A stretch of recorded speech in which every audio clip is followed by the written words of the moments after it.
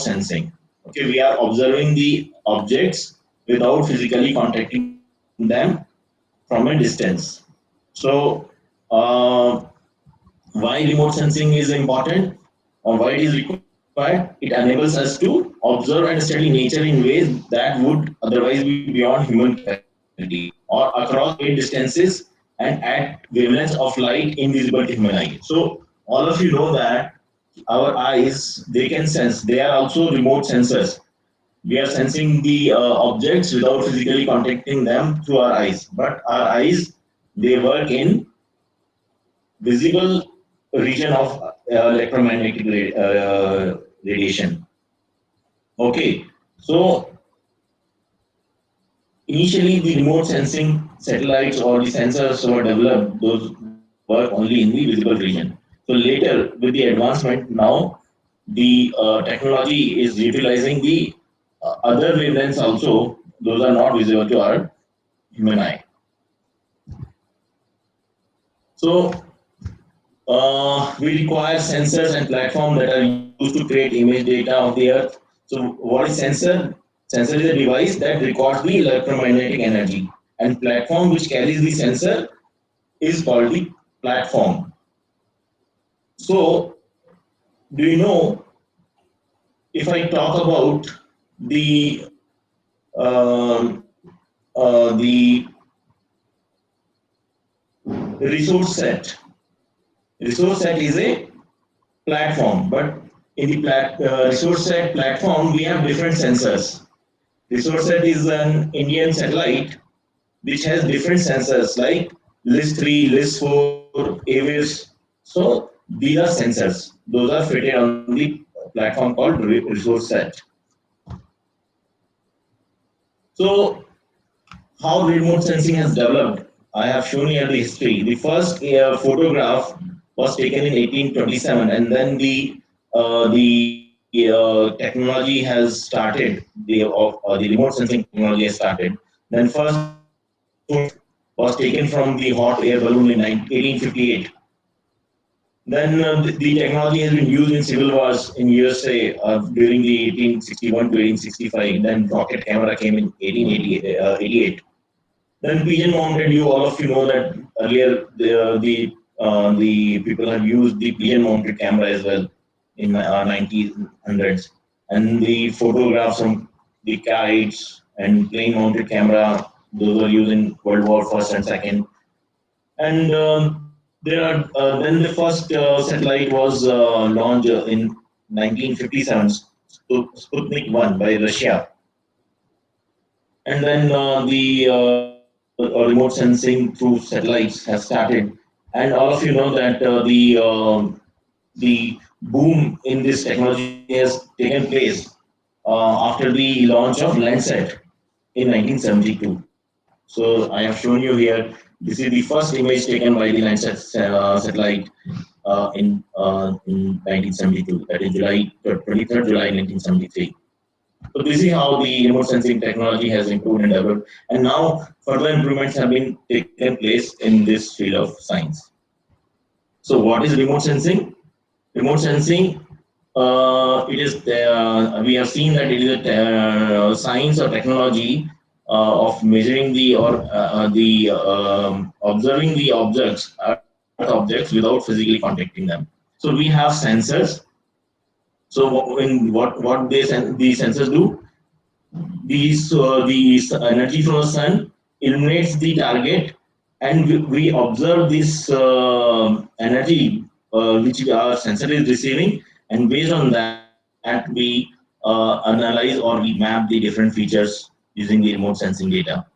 And then this whatever the sensor has collected, it is either directly transmitted to the ground station or through the communication satellite. It has been transferred to the ground station, and then the analyst in the labs and the lab, they analyze the data for different applications such as land, atmosphere, geology, hydrology, agriculture, forestry, and disaster management.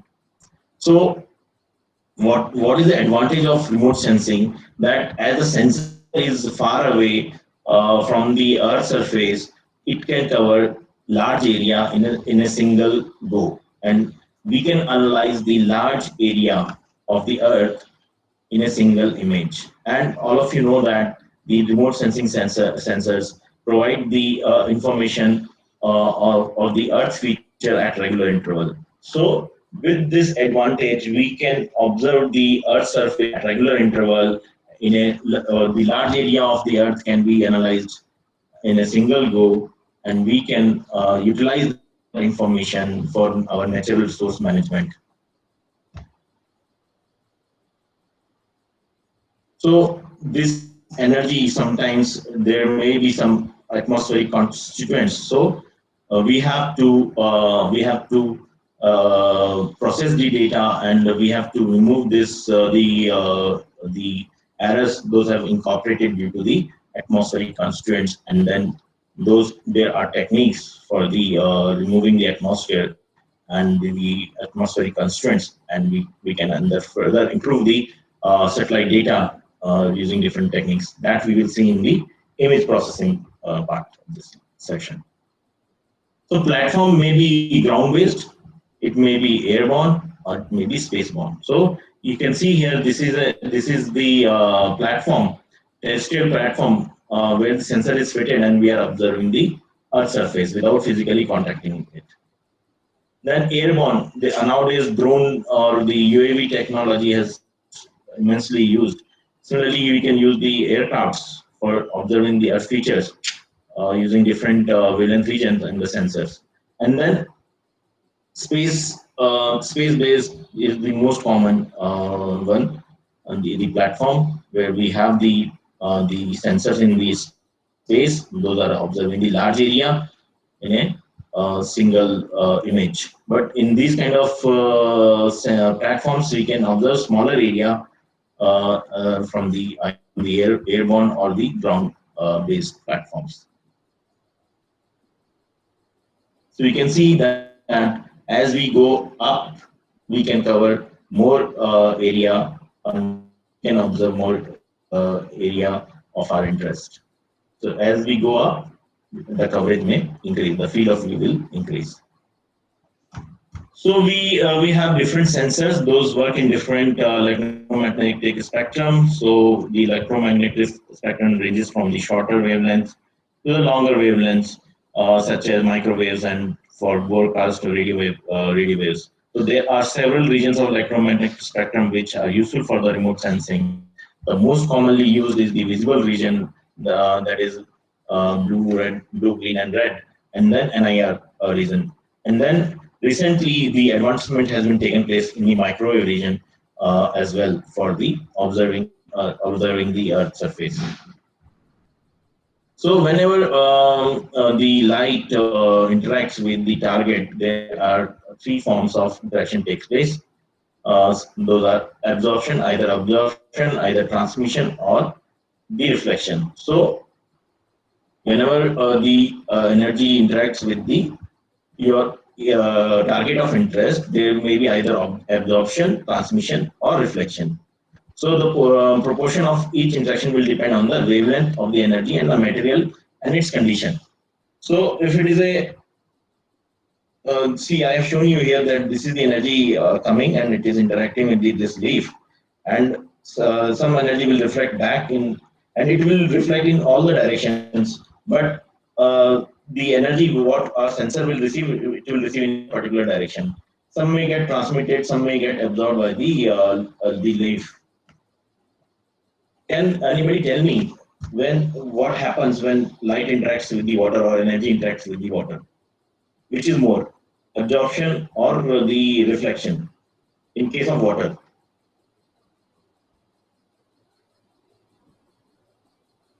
So all of you know that water absorbs most of the energy incident upon it, and it reflects only in the visible region.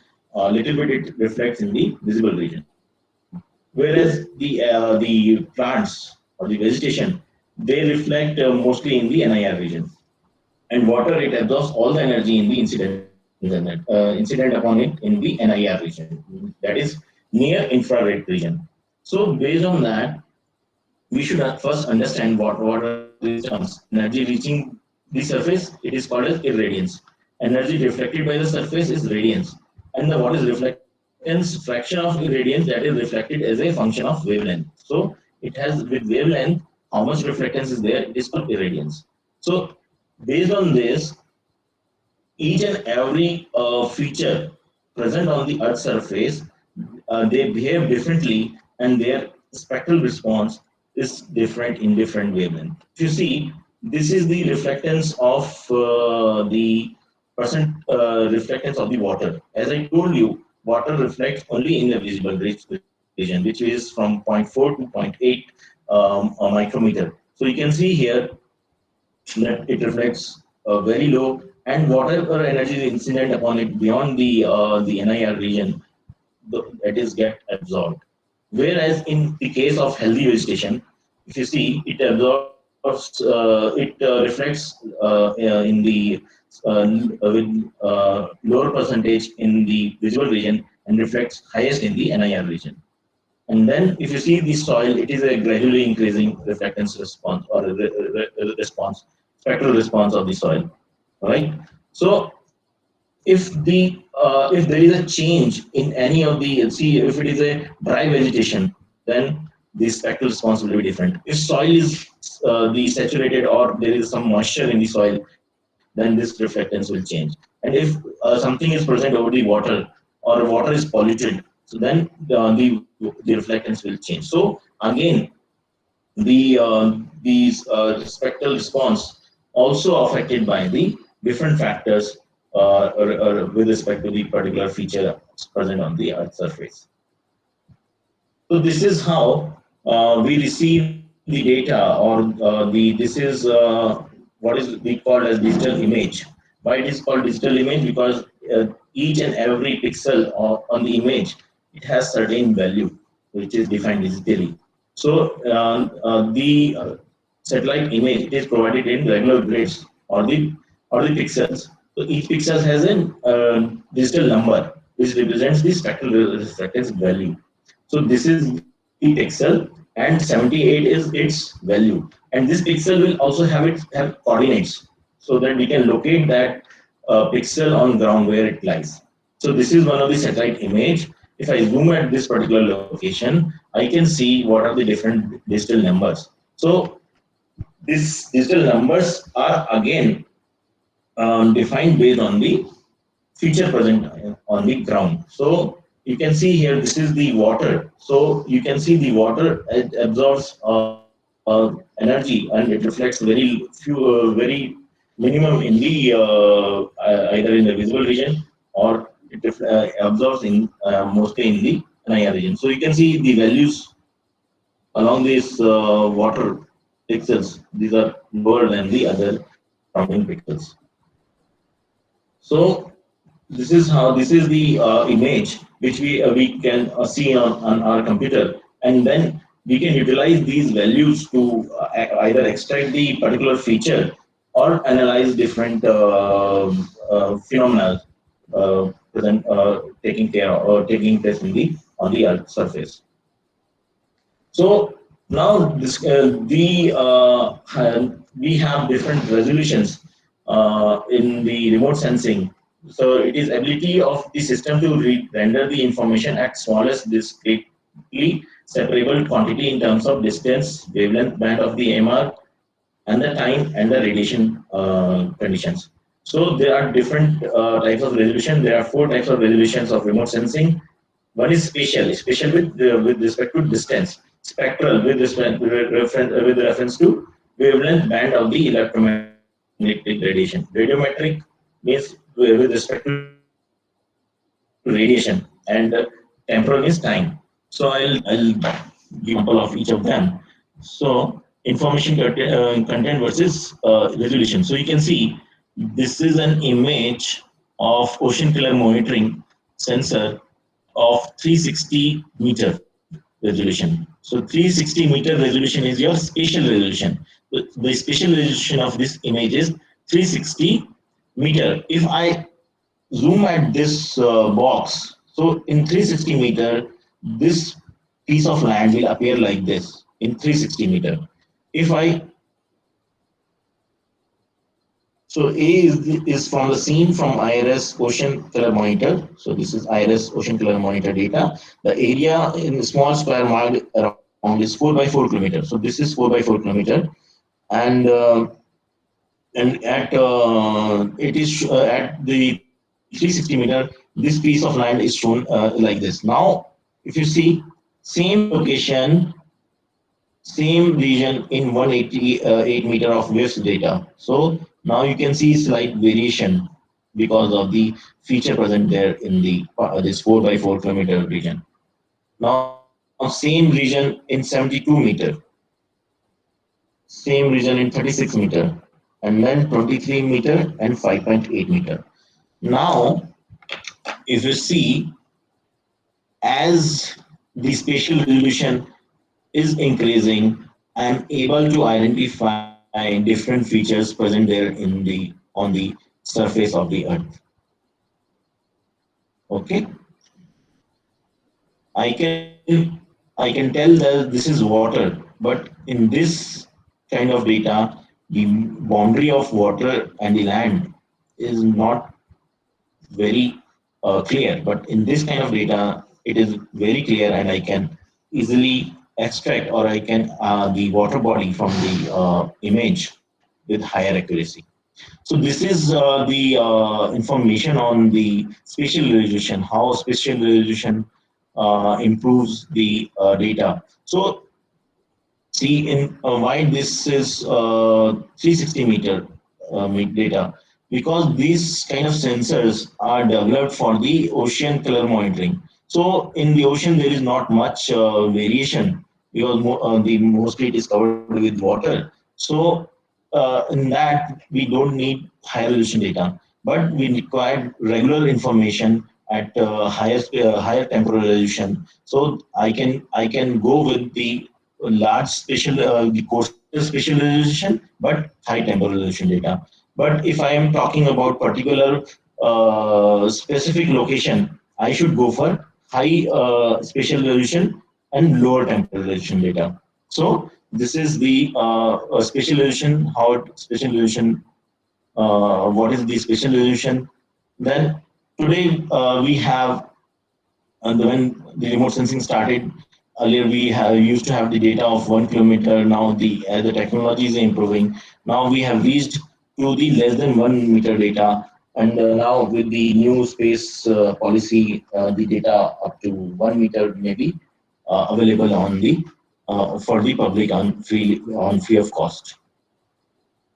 So this so metrology, see, as I told you, there are different spatial resolution data, because we can use them different for the different purpose. So if you want to study the metrology, so generally we use the data of coastal spatial resolution 1 to 2 kilometers or 8 kilometers, because we need to study the metrology at very frequently at every half an hour how the metrology is changing. So you might have seen the in your news the Kalpana set data they used to show, the inset series of the data they used to show, which is coarser in nature, but it provides the information at every half an hour. So we can see that how clouds are moving and where they are going to precipitate. In ocean, again, as I told you, ocean color monitoring. So this has been used for chlorophyll, sediment mapping, yellow substance, sea surface temperature. So as there is not much variation in the features in the ocean, so we can use the coarser resolution. But if we go for the land part, if you want to study the crop, if you want to do the crop monitoring, forest mapping, hydrology, then suitable spatial resolution is 20 to 30 meter. If you want to do the cartography and urban planning, then you require a 2 to 6 meter resolution, because you will be able to identify the individual structures. And for military students, we require less than 1 meter. So today we have data from 1 kilometer to 1 meter spatial resolution, 24 days to 30 minutes repeativity data, and 1 million scale to cadastre level data is present at nowadays. And then what is spectral resolution? We have seen the spatial resolution, which tells about the lowest grid size or the pixel size And then what is spectral? It is the ability of sensor to define fine wavelength intervals. So this refers to the number of bands in the spectrum in which the instrument can take the measurements. So if you see this image, it is taken in it is 1 meter specialization, but it is taken in only in one band, one spectral region, spectrum. Okay, and if you see this image, same region in multispectral 4 meter, because it has taken in three different bands. So I can analyze the three different spectral regions, and I can generate this kind of composite, and where I can easily identify the features. This is high specialization. It is slightly high. It is slightly high specialization data, but I am getting other information as well, because this data, it has been taken in different spectral bands. Okay, so this is spectral resolution, means the image is taken in different wavelength regions. Okay, so spatial, spectral, and you can, if I take the image in different wavelength regions, so same region, if I see in the green band, in the green region, which has been sensed by the sensor, it will look like this. Whereas in NIR region, same region will look like this. The region in NIR region, the your area in NIR near infrared region, you can see that this is snow and this is cloud, but you are not able to discriminate whether which is cloud and which is the snow. So that is why we require multispectral data, or if higher the spectral resolution, I can distinguish the land features much better. So I use the SWIR band. If I add the SWIR band, same region on the same day, if you see, now I am able to identify the cloud separately and the snow separately. So the snow, because snow, if you see here, this is the spectral response of the snow, and you can see that in the SWIR region, the snow absorbs most of the energy incident upon it. So that is why the snow is appearing darker in color, whereas cloud, if you see the cloud spectra of the cloud, which is shown in the blue color, in the NIR, in the SWIR region, the clouds reflects more. So that is why in SWIR region, the we can see the clouds distinctly in as bright pixels. So that is the importance of the spectral resolution. Higher the spectral resolution, better we can discriminate the features. Okay, so we have seen spatial and the spectral resolution. Then if you have the high spectral resolution data and you have the data in different spectral wavelengths, so you can generate composites and you can identify the features more clearly for visual interpretation, or if you want to process image processing, you have to do and you have to extract the information. So it is better to have higher spectral resolution data. So here you can see that if I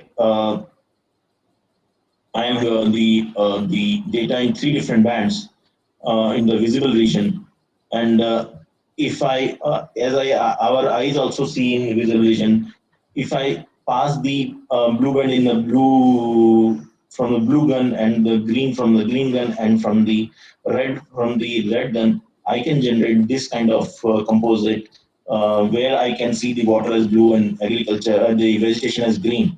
But see, this is a large water body. That is why it is clearly seen in this. But in two color composites, sometimes we cannot visualize the small features with very high accuracy. So if I add the infrared band in this, so you can see now what I'm doing. I'm passing the NIR band in the red gun, and the red band through gun, and the green band through blue gun. So I will generate I can generate this kind of output. So the red or the pinkish color, features in this image are vegetation, and the blue color or the dark color are the water. So you can see adding the another spectral band, how I can enhance the features, and it will help me to process the data or extract the information from the remote sensing data. So spatial, spectral, and then the radiometric. The radiometric resolution of an image system describes its ability to discriminate very slight difference in the energy.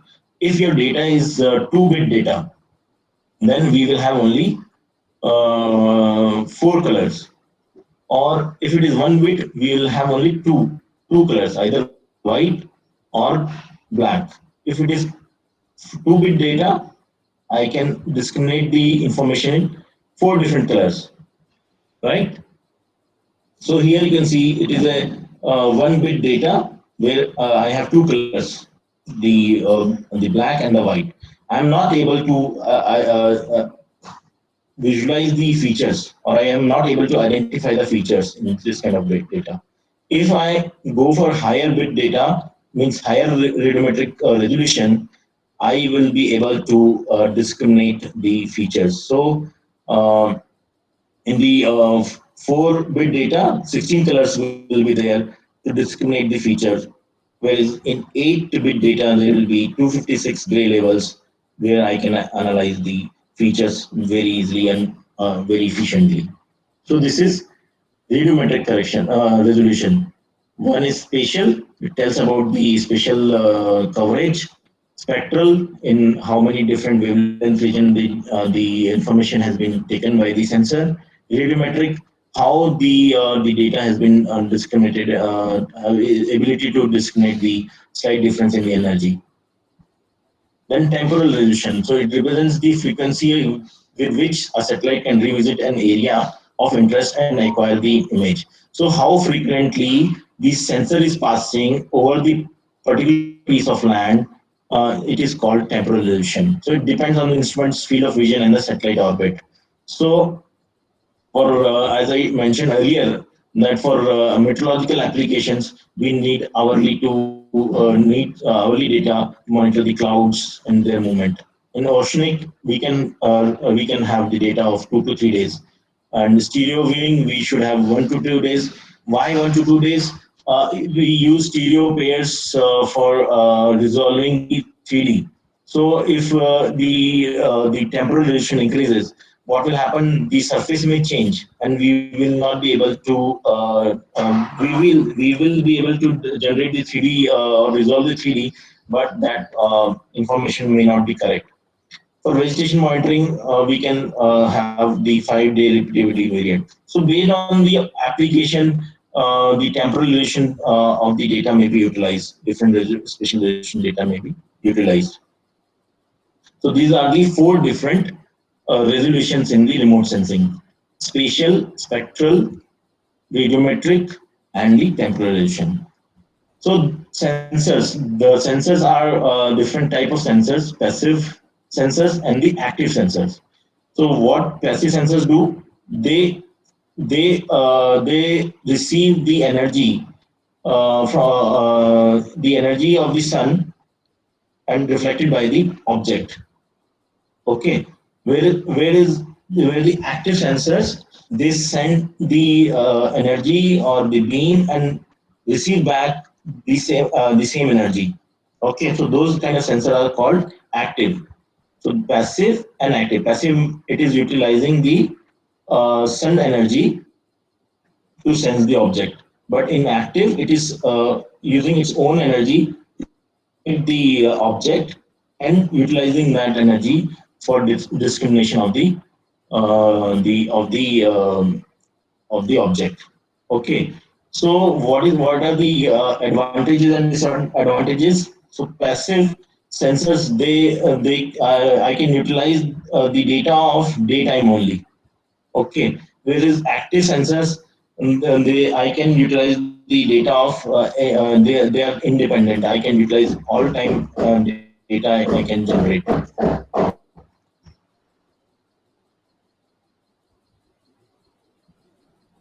So, uh, so passive sensors, photogrammetric cameras are the passive sensors. The optical scanners, such cross track, along track, these are passive sensors, and thermal sensors. So across track means they are the sensor is moving in one direction and it is taking the covering, and the sensor, the camera is moving and it is moving in across the track. Suppose it is moving in one direction and the camera is moving across the line of sight, and it is observing the earth. And along track means in the same direction of the movement of the sensor, we are taking the information from the ground. And active sensors examples are synthetic aperture radar, means active microwave data, and LIDAR, light detection and ranging. So these are the active sensors. So how Indian remote sensing satellite series have evolved from 1988 to 2018, I have shown here. So earlier we used to have IRS-1A, LIS-1, LIS-2 data, and then nowadays we have the data from the Carto series, Cartosat 2 series at less than 1 meter resolution, and list 4 data it is available at 5.8 meter spatial resolution. We have sensors in different wavelength, such as reset, which is a microwave, works in microwave region. It is an active sensor. These are all passive sensors. And for the meteorological studies, we have megatrophics, and for ocean monitoring, we have OCM, and then so we have different sensors. Those work in different region for the different applications, right? So we are with this number of sensors, we are managing or we are analyzing our natural resources and more effectively. So these are the sensors.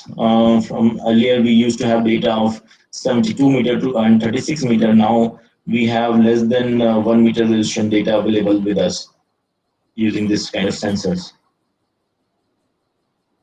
So this was the 72 meter data using LIS one camera, and this is 36 meter data using the LIS 2 sensor data. This is the Hyderabad region using the LIS 3 sensor, and this is Chandigarh using the 5.8 panchromatic camera.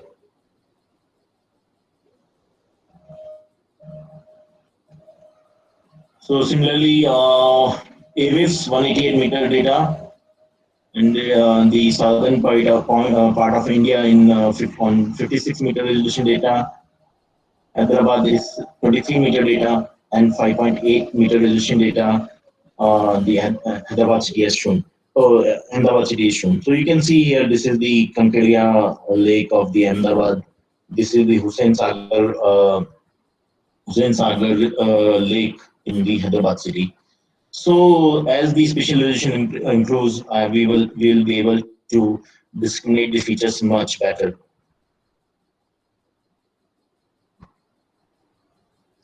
So now you see Cartosat images of very high resolution, 2.5 meter resolution. You can see, you can visualize and you can easily identify the features present there. This is the part of Bangalore.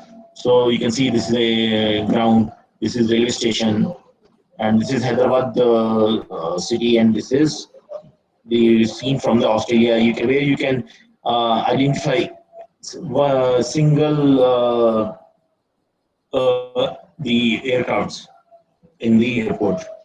So this is how the spatial resolution play a role in the remote sensing. We can identify the features accordingly, and we can extract the information as per our requirement.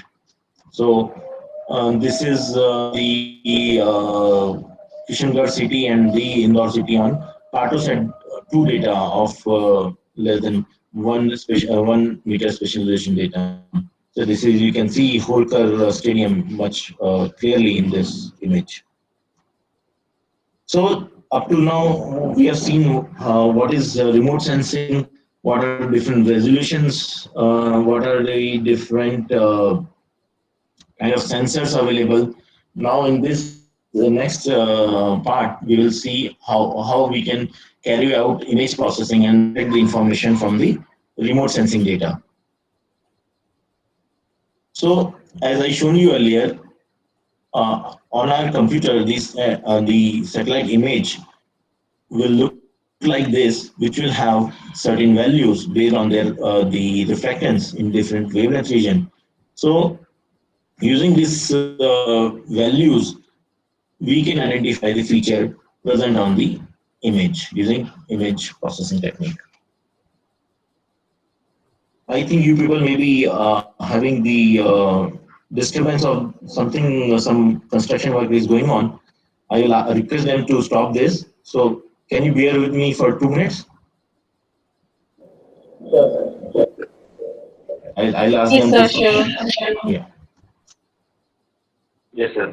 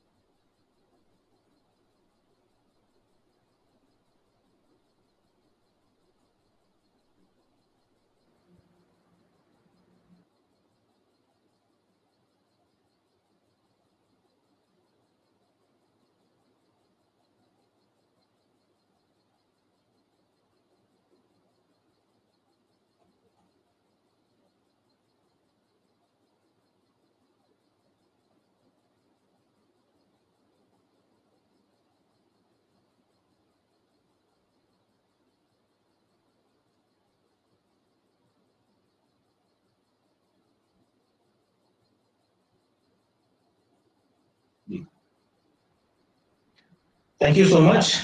Uh, I think we will not have any disturbance now.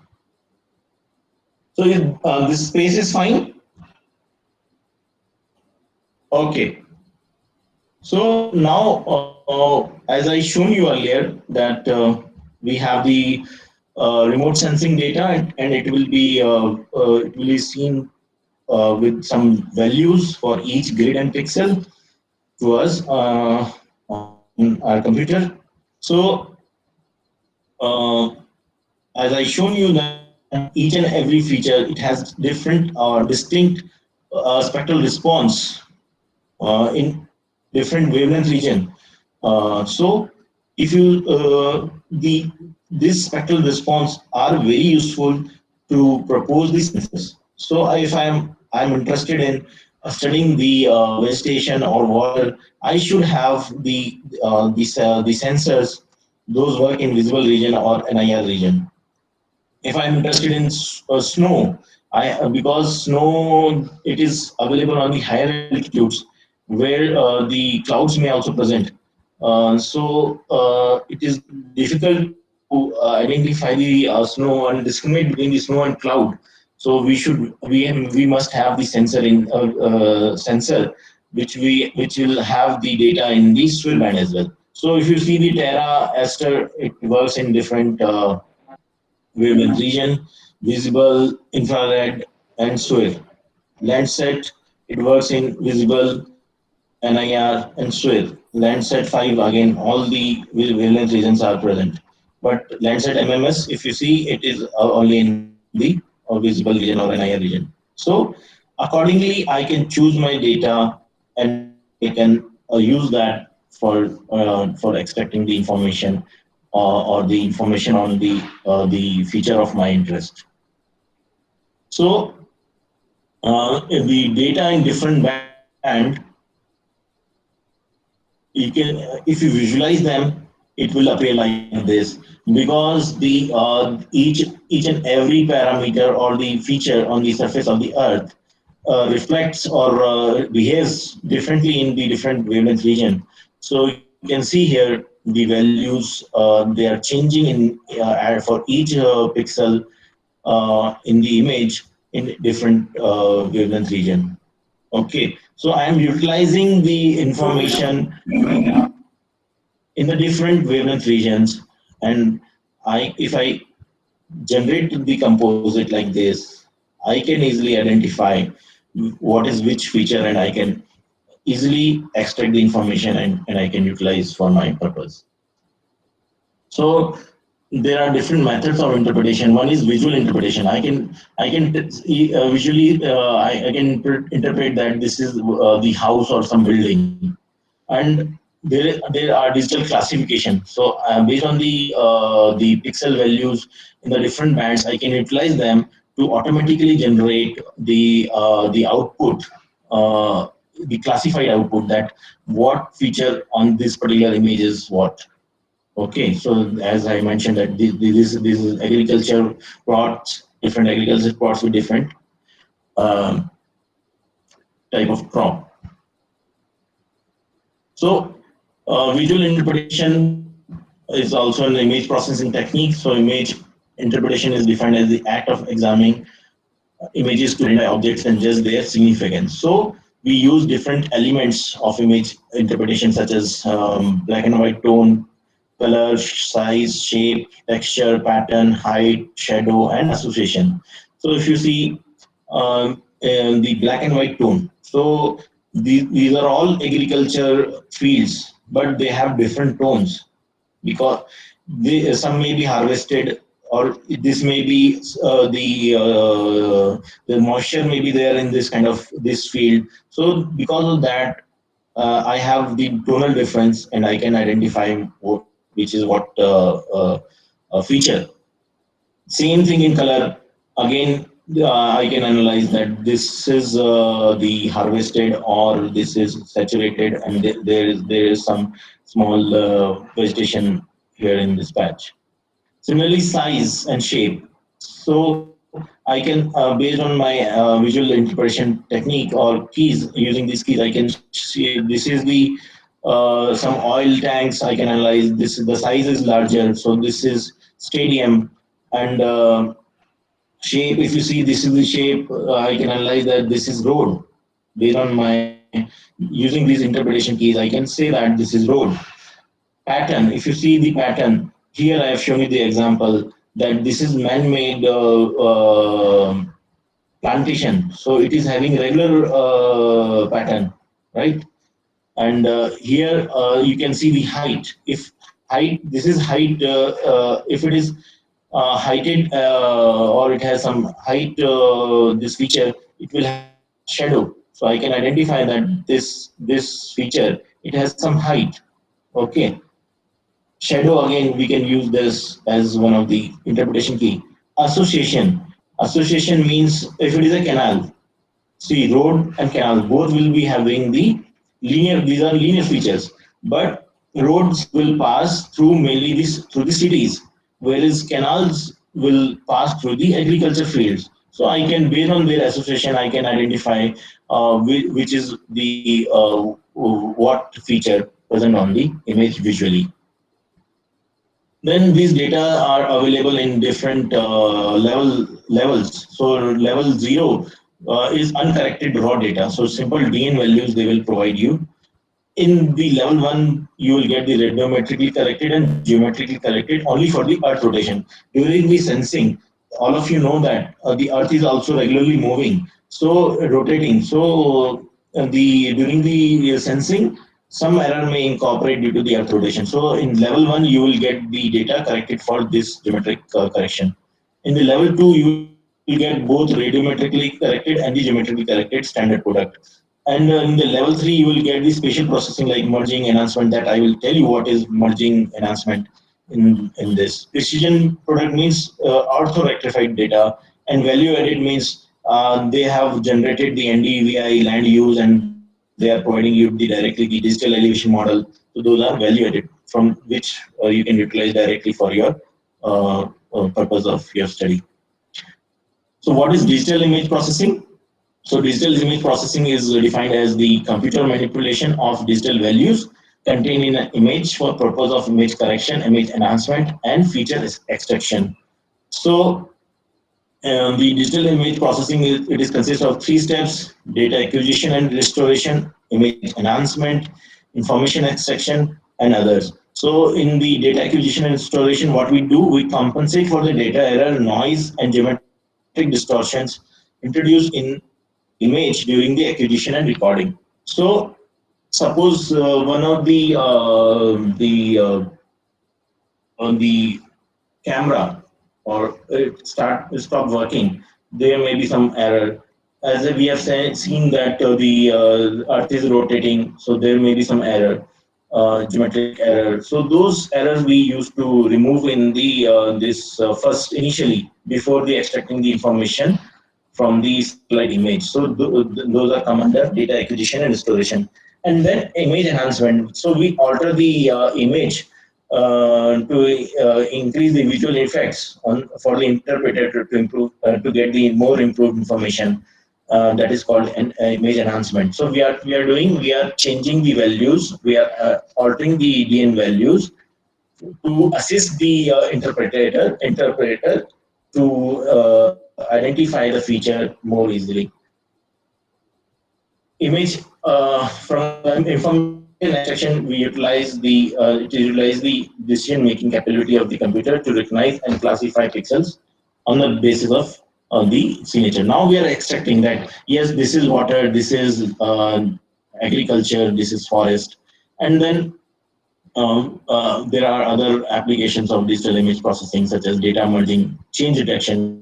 Once I have the land use of two different time period, as remote sensing is also now around 40 50 years old technique, we can analyze the past data and the present data, and we can see what are the changes taken place over the time. So image processing, remote sensing system do not function perfectly all the time. As I told you, there may be some problem with the sensor, so it will affect the radiometry of the or geometric distortions that may be there in the image. So pre-processing operations refers to an image restoration and rectification, and are intended to correct for the sensors and the platform-specific radiometric and geometric distortions of the data. So pre-processing functions are normally carried out prior to the main data analysis and extraction of information. If you do not do this kind of corrections, so these are the radiometric and geometric corrections, so you may you will be able to extract the information, but that information may not be corrected until unless you do the geometric correction. You don't know the pixel in the image where it exactly lies on the Earth surface. And if there is some radiometric error, then you may identify that particular pixel wrongly, and you may the analysis may result in the error erroneously. So radiometric errors and corrections. So there are several radiometric errors. So random bad pixels. So this is called short noise. So you can see in this image there is a sudden there is no value add on these pixels. So why this is happening? Because there is at the time of acquisition of this image, there was some problem with the camera which has not sensed this part of land, and it has the random noise in the image. So how we can correct this kind of errors? So we can run the filter over the image, either 3 by 3 or 5 by 5 kernel, and we can fill this value either by mean, mode, or median accordingly. And then periodic line and column dropout. So you can see for the entire column or the row, the information is not available.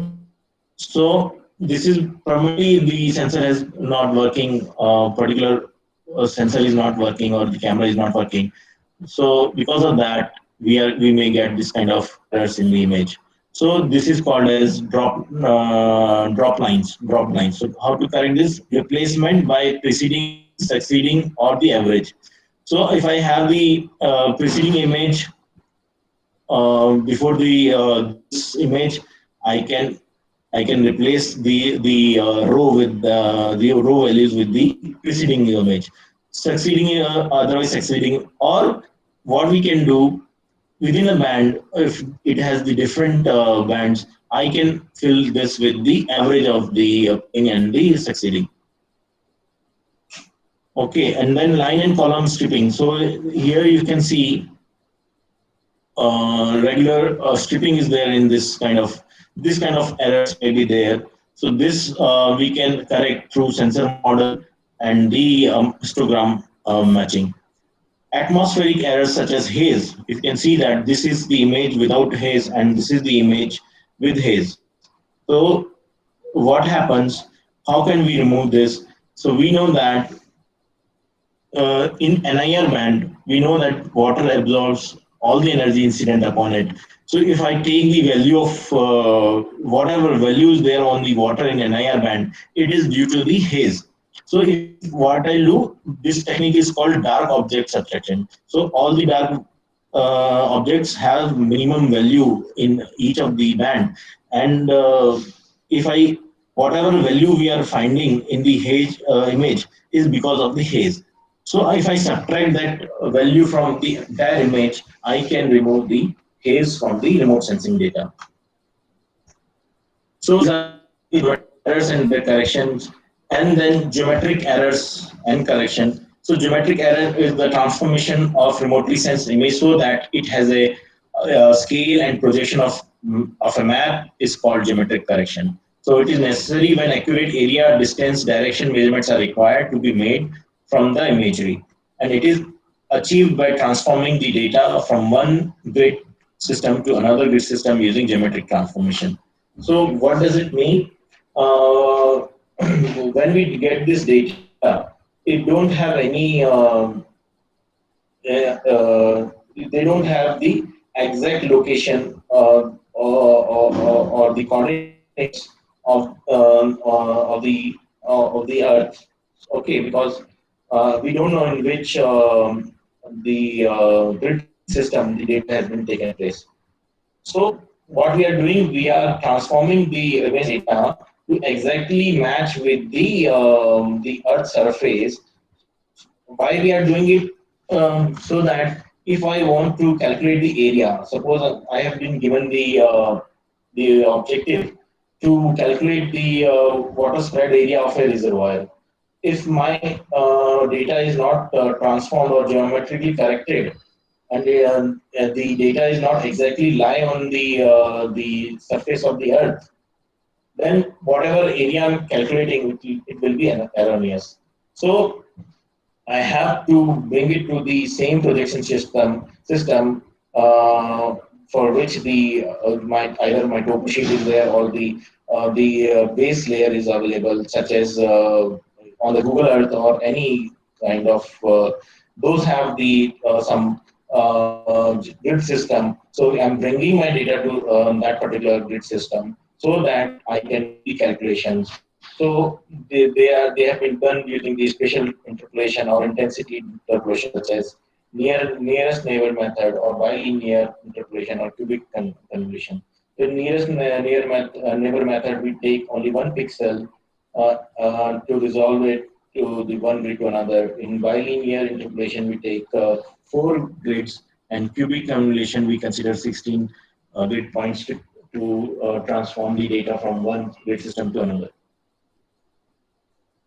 So this is how we can collect the ground control points. So these ground control points should be like road intersections, river bands, distinct natural features. So you can see here, this is the forested area in between. There is a settlements, and this is having a sharp boundary. So we can take here or in the image, I can identify this feature, and I'm taking the ground control point here. And similarly, I'm taking the data on the topo sheet with as a reference. So this is, it don't have any grid system. It is having some grid system or the projection system. So I will extract the location of this corner from this topo sheet image, and then I will transform the data from this grid system to this grid system using any of the approach, either nearest neighbor, by linear or the convolution technique. So GCP should be spread across the image and require minimum number of dependent type of transformation. So as I mentioned, if you are using the nearest neighbor, only one pixel. If you are using bilinear or convolution, 4 or number of minimum ground points should be there. So this is how we can have the ground control points. So this is the canal system, and it will always remain constant. So I have taken 1.1 GCP is here. Road cross sections, we can take the ground control points.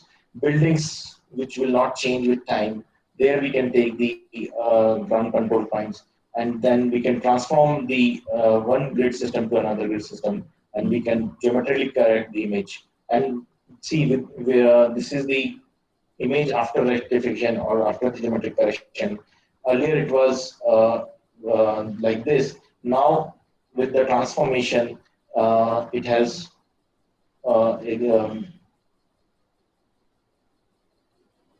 rotated like this, and it now the features present on the image will exactly lie on the those features are present on the surface of the earth. So now we have seen that how radiometric corrections can be done, geometric corrections can be done. Then next is image enhancement. So in image enhancement, what we do, we modify the image to alter its impact on the viewer. So enhancements are used to make it easier for the visual interpretation and understanding of the imagery. So it is important that sometimes there are the huge variability is there in features. So it is difficult to extract the information or identify the feature. So in that case, you can enhance the image, and it is a process of making an image more interpretable for a particular application, or to attenuate certain image features for subsequent analysis and for image display. So you can see here the image when I have stretched it, I'm utilizing. See, whenever we have the 8-bit data, the most of the data, the pixels are compressed from between 40 to 120 grayscales. Then if I if I utilize entire range of 0 to 255, my image will enhance and I can easily identify the features in the image. This is the low contrast. So originally my data was spread from something around 40 to 180. Now, if I slightly stretch it to up to around, suppose it is around 180, so my information will like this. If I use the data for only for the entire region, then it will be like this. So what we are doing, information or the data, the DN in the low range of the original histogram is in this linear contrast stretch. We are stretching the histogram. The data, the DN in the low range of the DN is digital number in the low range of the original histogram is assigned to extremely black. So I'm stretching it to this location, and the value at the high end is assigned to the extremely white. So and from the stretching from 153 to 255. Here 84 to 0. I have stretched these DN values for the entire range from of 0 to 255. The remaining pixel values are distributed linearly between the two extremes. So with this, I am using entire radiometry, and I'm enhancing the image so that I can extract the information from the image.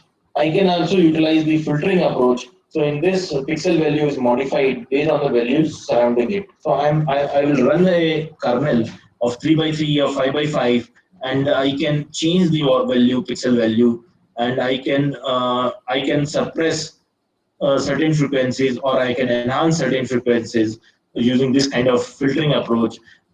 Suppose I am interested in a particular feature. Accordingly, I will pass the filter, and I can enhance those frequencies, and I can easily interpret those kind of features present on the earth. So this technique increases the analyst's ability to discriminate the details. So used for enhancing certain features, for removal of noise and smoothing of image. So there are low pass filters and high pass. Low pass filters, we block the high frequency details, whereas in high pass filters we preserve the high frequency and remove slowly varying components. So suppose I am interested in detecting the edge of the water and the land. So suddenly there is a change in the frequency of the real values. So for that kind of analysis, I require high pass filters. In low pass filter, it gives the image smoothing effect, whereas in the high pass filter, it emphasizes the fine details, and it is used to remove the salt and pepper noise. And high pass filters have been used to for the age detection and the age enhancement. And in this, the low pass filter, it will blur the your edge pixels, and in this edge pixels locations will transition from one category to another. So if I pass the low pass filter on my image, the image will smoothen in this, and you can generate this kind of output. So low pass filter is designed to emphasize large homogeneous areas of similar tone and reduce the smaller details in an image. So thus low pass filter generally serves to smooth the appearance of an image. An average median filter often used in radar imagery as an example of low pass filter. So when I have removed the high frequency pixels values from the image, when I pass the low pass filter, and I can smoothen the image for better enhancement. And the high pass filter, high pass filters do the opposite and serve the sharpen the appearance of fine details in the image. And one implementation of high pass filter is first apply low pass filter to an image and then subtract the result from the original, leaving behind only the high spatial frequency information. So whenever we have the high frequency values in the image, so whenever there is a sudden change in the DN values, so it helps us to detect the edges and enhance the images, edges of the features. So this kind of analysis, if I'm studying some geological features, so there I can use the high pass filter and enhance the feature and I extract the information easily.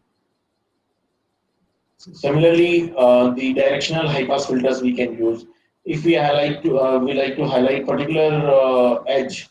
So I can change my kernel and then in either north direction, that is east, west, south, northwest, northeast. So I will change my kernel accordingly, and then I can enhance the image for for the particular direction, and I can easily I can improve my or I can enhance my image, and I can detect the edges or the in the image using the high pass filter. So these were filtering. First, we have seen the geometric corrections, then the geometric corrections, filtering. Now I will show you multi-band operations. If we have the multi-bands in different wavelength region, I can utilize them to enhance the features or extract the information from the satellite image. So for the example, I have shown here the vegetation indices. So these are the computed to emulate the changing illumination condition and surface slope aspect and other extraneous factors. The vegetation indices are helpful in highlighting the vegetation content in the imagery. So what we are doing, some part of the earth, if it is undulating surface, so, or it is a slopy surface, and we have vegetation on both the sides of the undulating surface, then one particular aspect of the slope may face the sun, and we have more illumination. On the other side, it may be shadow. So, and I have to extract the where are the vegetation pixels. So in that case, I can utilize the different bands, and I can use the band ratio techniques, and I can identify the vegetation pixels.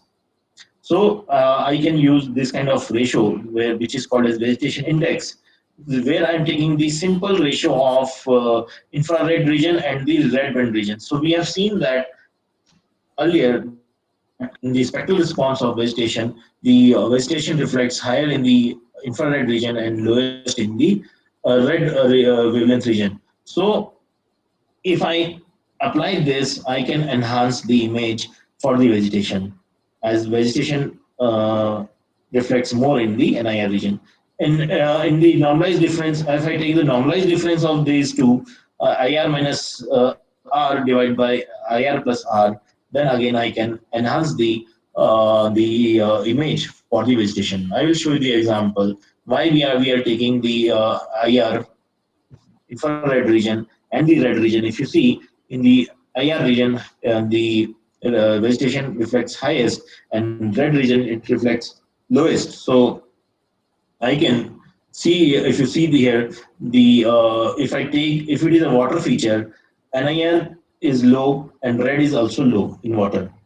NIR is low and water the red is also low. So I will get the value of water is around 1, and if I take the NIR by red ratio. Soil, if you see soil, in NIR region also some values there, and red region also some values there. So again, it will be close to 1. But in case of vegetation, the NIR value is very high and the red value is low. So the value will be very high, maybe around 2.6. So in this way, I can enhance the image using the ratio, and I can extract the useful information such as vegetation. So basis of using of ratio, I have shown here. So this is the effect of illumination. So as I told you that this is the direction of illumination, and this part is in shadow. Okay, so if you see the show of band A and band B, the value of the vegetation in band A is 62 and band B is 71, and ratio is 0.8. Whereas in shadow region, suppose in the shadow region, the values in two different bands is 19 and 29.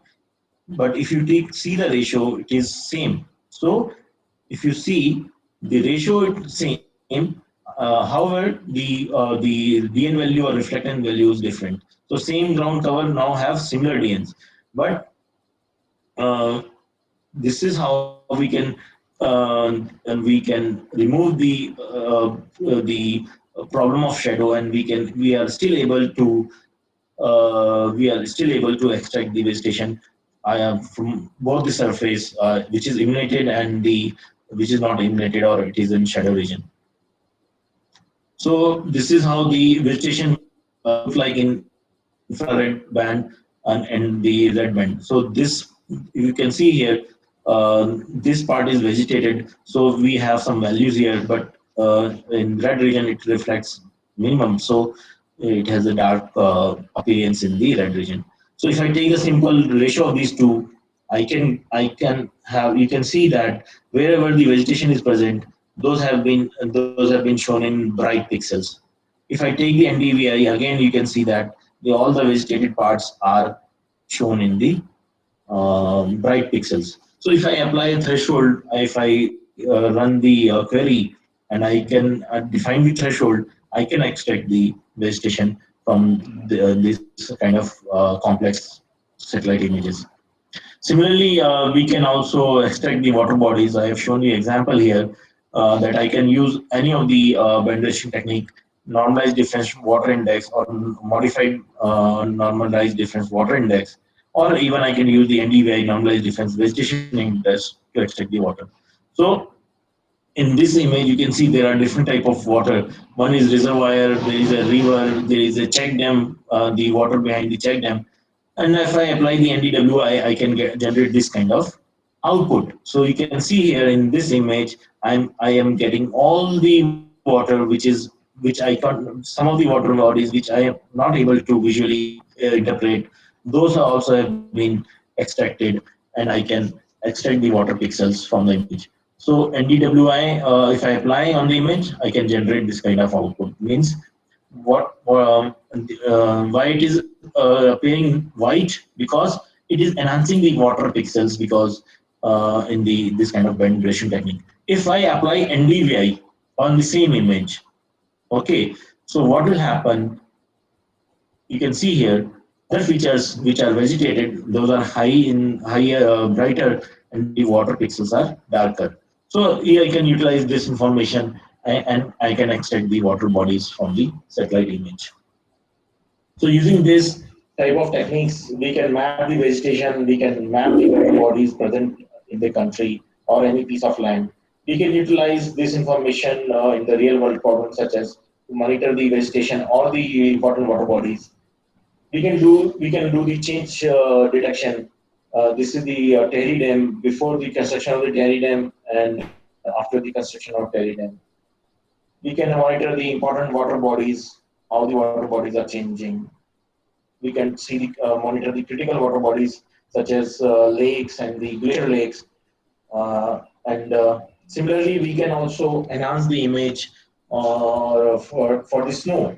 So in this,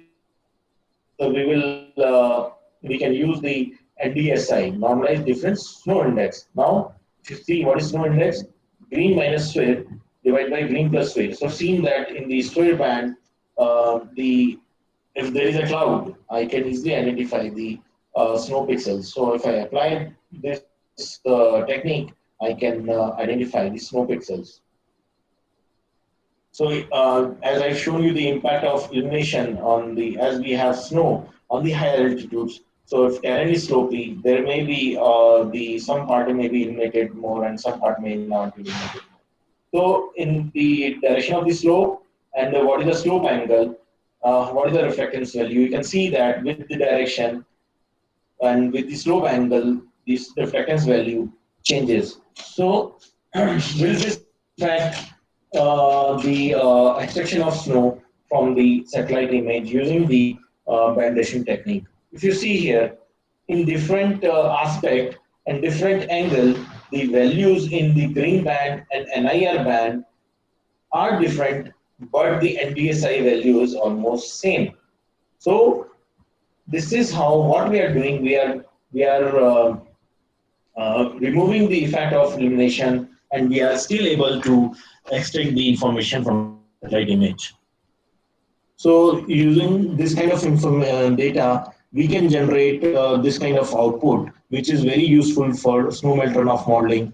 And we can also know when in which period we have the maximum snow cover and when we have the minimum snow cover.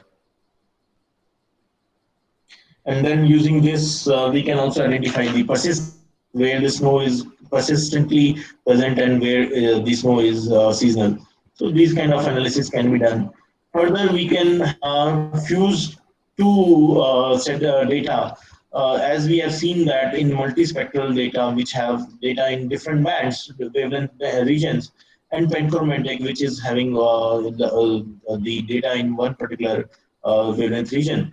So, but the panchromatic data has high spatial resolution, where the multispectral data is having the reasonably low spatial resolution. If I merge them two together, I can enhance the image and I can extract the information. So the panchromatic mode corresponds to observation over a broad spectral band, and whereas the multispectral band mode corresponds to observation in number of relative narrow bands. So it is a colored image and it is black and white image. But the spatial resolution of the spatial resolution of the panchromatic data is higher, but the spectral resolution of the multispectral data is higher. So if I merge them, and I can generate the better to combine the advantages of spatial and spectral resolution of two different sensors, image fusion techniques are applied. So here you can see that in this panchromatic 1 meter resolution data, I can identify features, but with the multispectral response, I can it will help me to identify the feature more precisely. So if I merge these two, I can generate this kind of output, and I can the interpreter or the user easily identify the features in the merged image. Then I will touch upon the digital image classification. So why need classification? So a user or decision maker is not interested in brightness values. They require some thematic characteristics. So multispectral classification means assigning each pixel in remotely sensed image with label describing the real world object. So I'm not interested in the DN value. I'm interested in the what that particular feature is. So that is the automatically categorizing all the pixels in image into land cover class or the theme. So it uses the spectral information represented by the digital number in one or more spectral bands and attempts to classify based on their spectral information. So what you will be your output will be your classified map in the form of digital thematic map. So this is my data in the multispectral image. So I know this pixel belongs to which class. So if I in all the bands, the DN value or the reflectance value will be, and I will assign that if this value in this band belongs to this particular land use, I can generate this kind of output, which is more useful to the user. So assigning each pixel in a remotely sensed image with a label is called the classification. So there are different types of classifications, such as supervised classification and unsupervised classification. So supervised means the somebody or the user, it is driving the classification based on its knowledge that, and so the samples of known identity are used to classify the pixels of the unknown identity. So in multivariate, statistical parameters are calculated for the known samples, and every pixel is evaluated and assigned to the class which is most closely resembled digitally. So hard classification, a pixel is assigned to one class only, and it is called as supervised classification, as the analyst supervises the algorithm by providing the training the user is supervising the algorithm. It is telling the it is forcing the pixel that it belongs to this particular class, or this is also called as hard classification. That is why it is called as supervised classification. So in this classification, This is the unclassified image, and I have given the signature sets for the classification, that this is the river, this is the agricultural land, this is the forest land, this is urban classification classes, this is open forest, and this is water body, and this is dry river bed. So I'm the user. I'm defining that these pixels belongs to either urban area or forest or the water or the nature. So based on the number of signatures, is calculate the mean and the deviation, and then is using the different statistical approach. It assigns the DN values of each band to the particular class. How we should select the training samples? So training sites or samples are sets of pixels that represent the potential class. The system calculates statistics from the samples to create a signature of the class. As I shown here, I have selected this number of pixels as agriculture. So it has calculated what is the mean, what is the standard deviation, and then based on that, it creates the signature for that class, and should be well distributed over the image. So if whenever I'm taking these samples, I should take from the entire image, not from the location. And training data for a class should be collected from homogeneous environment, and each site is usually composed of many pixels. You cannot take only one pixel and you say that this pixel belongs to this particular class. So the size of the sample also very useful. So general rule is that if the training data is being collected from n bands, then there should be 10 n pixels of training data is to be collected for each class. Suppose your data is having 3 bands, then around more than 30 pixels are required for as training data set. So this is sufficient to compute covariance and variance matrices required for the classification algorithm. So this is how we can generate this kind of output. So now I know where is the forest, where is the water, where is the dry river bed, where is the agriculture land with crop or without crop, and are is useful for the user rather than the digital numbers, right? And I can analyze how much water is there, how much forest is there, how much agriculture is there, and I can analyze, and I can it may be utilized for the further purpose. Wherein unsupervised classification, the identities of the land cover type to be specified as classes within a scene are generally not known a priori, because ground reference information is lacking and surface features within the scene are not well defined. So in case we don't know the knowledge, we don't have the knowledge of the particular features on the land surface, and or we don't have the reference information. So in that case, we can use this unsupervised classification technique. In this, the computer is required to group pixels with similar characters into unique clusters according to some statistically defined criteria. So analysts then combine and re-level the spectral clusters into the information class.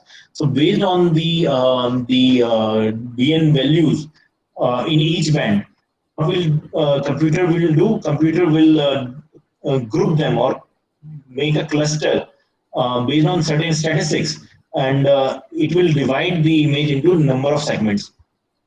So suppose if you see these values are higher DN values, so it has grouped as C.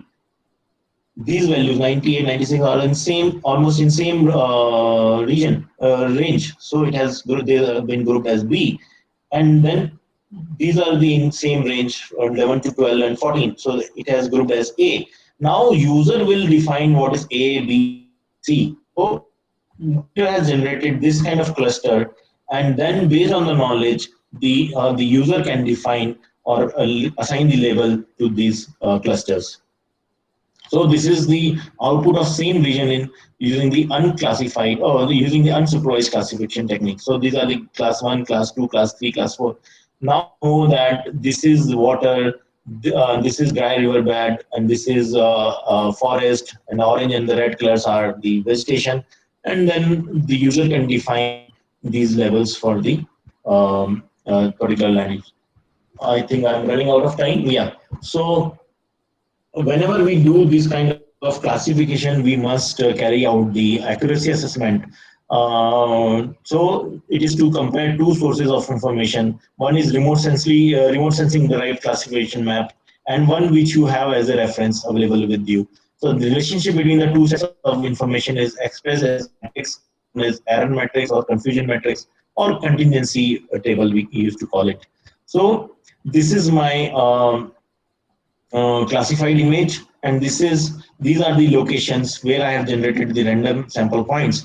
And on the reference image, at same location, I will extract the information, and then I will compare the two. And these are the true values, and then if I can compare the two, I can generate this kind of matrix, which is called as error matrix. So reference labels the class level of the truth sample point derived from the collected that is assumed to be correct. So in the columns, we have the reference or true values, or whereas in rows we have the category level of the same sample point derived from the satellite image classification. So in the rows we have given those values which we have classified using the remote sensing data.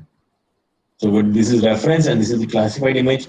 So the values in the diagonal, the number of correctly classified pixels are shown in major diagonal. So these number of pixels are classified correctly, and off diagonal represents the errors of omission and commission.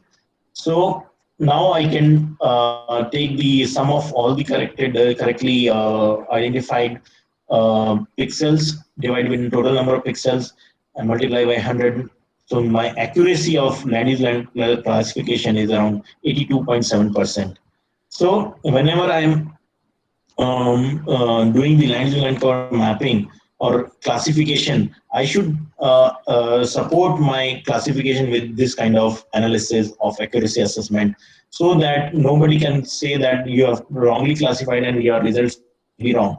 Then you can say that yes, whatever I have generated the land use land cover map, it has the accuracy of 82. There may be some uncertainty, whatever I have derived from the land use land cover map.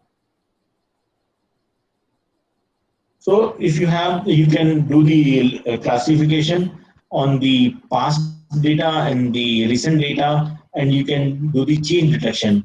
If you are in forest department and you have been asked to identify the change in the forest area over the time period, so you can do the change analysis or change detection analysis. It is a digital image processing technique to detect the change using data images which have been collected in 2 or more dates. So it is multi-temporal data. So in this Landsat 7 ETM data of 2001 and the Landsat 8 data of 2014, this region has been analyzed, and then you can see that this is the classified image of the date 1 and this is the classified image of the date 2. And you can also visually see that the urban area has increased.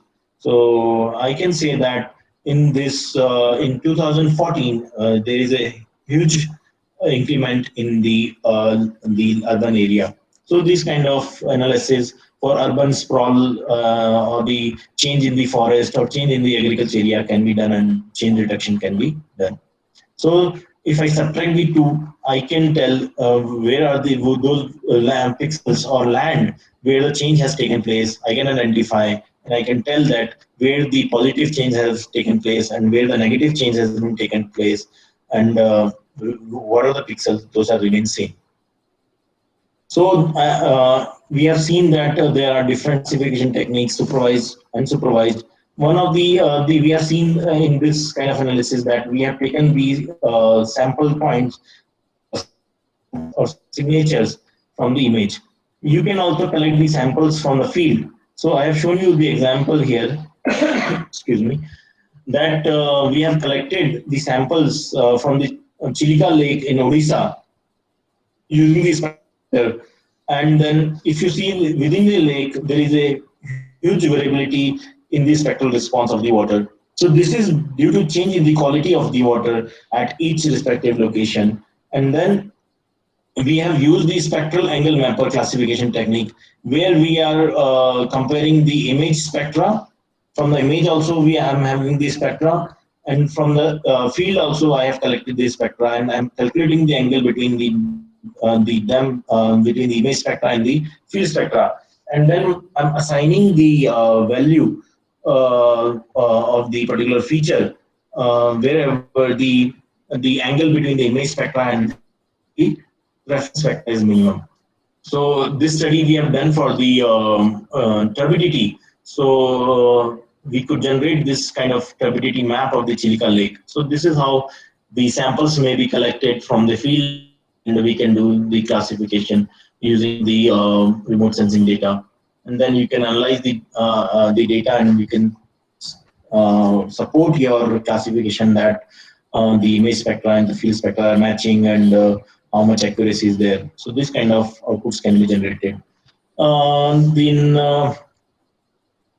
see, whatever image processing I've shown you on the optical data. But in optical data, if there is a cloud present in the during the acquisition, then you will not be able to identify the feature present there in the on the earth on that particular day, on particular time.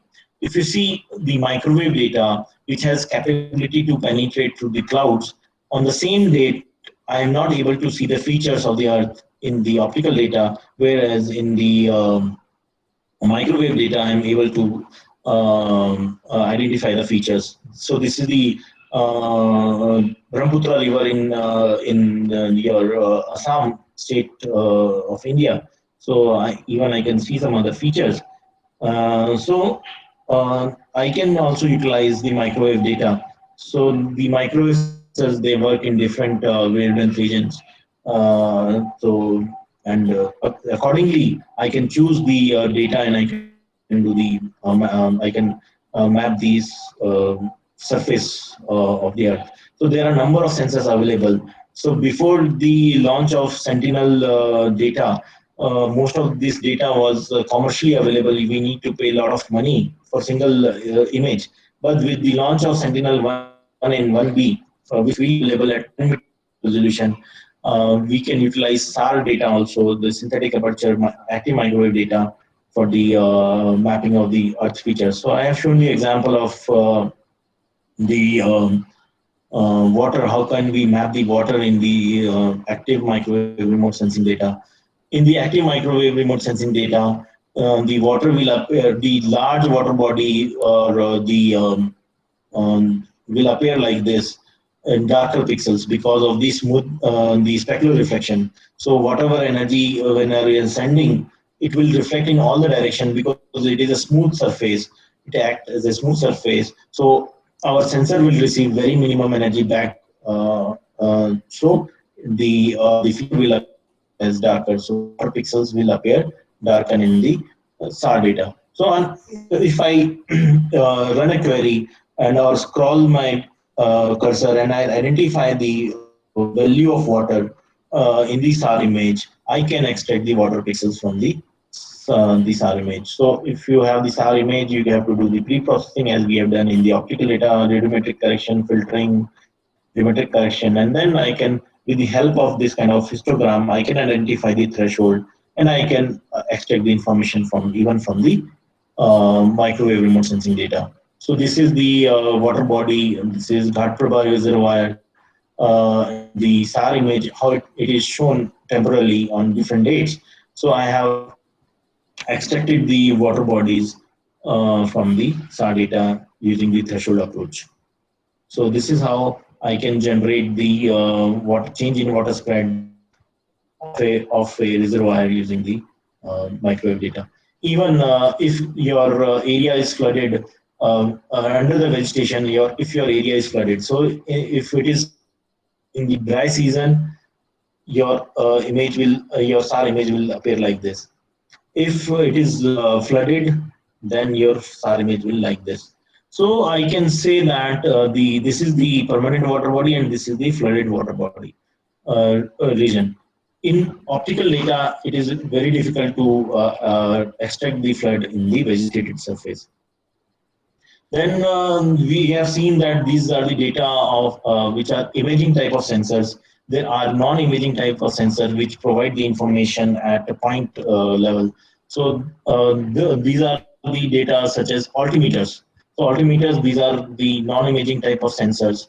So what we do, these are active sensors, active microwave remote sensing data. It passes the beam, and when beam interacts with the surface and goes back to the sensor, and these are the Nadar looking sensors. So the time taken by the energy to interact and come back to the sensor is analyzed. So these sensors work on the time delay principle. So if there is any change in the surface, then the time delay will change. So I can analyze the temporal change of the surface using this kind of sensors. So here as this energy has to pass through the atmosphere, so I have to do the certain corrections for the ionospheric correction, dry ionospheric, wet tropospheric corrections, and the for the solid tide and the cold tide, and then I can identify the height of the surface. Suppose I'm talking about the water level. The water level will